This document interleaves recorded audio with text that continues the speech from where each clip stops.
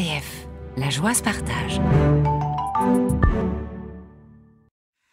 Dans un cadre magnifique, on s'est installé dans ce petit coin parce qu'il y a le soleil couchant et c'est là finalement où on est le mieux avec Émilie Maillon. Merci d'accepter de nous raconter cette belle histoire de la Madone de Marolles. Mais d'abord, on fait connaissance avec vous. Et alors vous êtes une vraie Marolaise, je crois.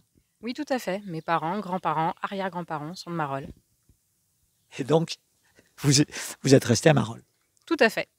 J'ai fait ma vie ici. Des enfants? 2 filles. Voilà. École à Marolles peut-être? Non, école sur une autre commune pour des raisons pratiques. Et puis, voilà.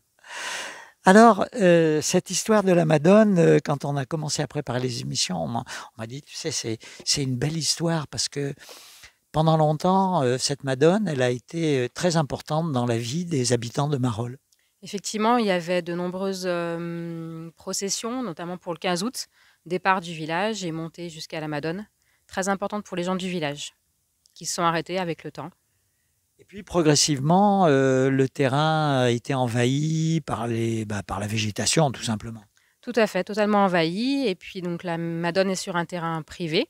Donc la mairie a pu avoir l'opportunité de louer le terrain en 2021. Et donc l'association rurale de Marolles, dont je fais partie, on est 5 couples originaires de Marolles, nos parents faisaient aussi partie de cette association. Donc on a pu avoir l'opportunité de s'occuper de l'entretien du terrain. Alors l'association, depuis 1958, faisait un certain nombre d'actions dans l'Église pour moderniser, pour entretenir. Et puis vous, eh bien, ça a été vous avez repris le flambeau. Vous continuez, je crois, dans l'Église. Tout à fait. Voilà, depuis 10 ans, on a fait des améliorations sur l'éclairage.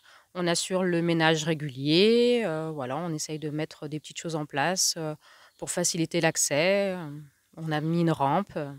Voilà, parce qu'il y a beaucoup de gens qui viennent dans cette église. Voilà, beaucoup de gens viennent visiter le village, voilà, de plus en plus. Donc on essaye de faire le mieux possible pour que ça soit le plus accessible et le plus agréable possible. Ça, c'est l'église. Mais la Madone, donc, vous vous retrouvez devant, je dirais, la forêt vierge. C'est ça, on s'est retrouvés devant la forêt vierge. Donc les membres de l'association, des bénévoles, sont venus nous aider. On a débroussaillé le terrain. Voilà, on a aussi fait appel à une entreprise privée pour nous aider parce que le chantier était très conséquent. Et puis petit à petit, on est arrivé, on a planté de l'herbe, on a planté des fleurs, des petits arbustes. Et voilà, on a aussi, avec l'aide du département, installé des bancs.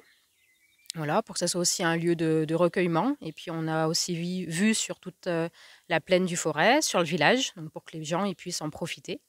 On a aussi installé une table de pique-nique à l'ombre des pins, derrière la Madone, pour que ce soit aussi un lieu de retrouvailles et de convivialité.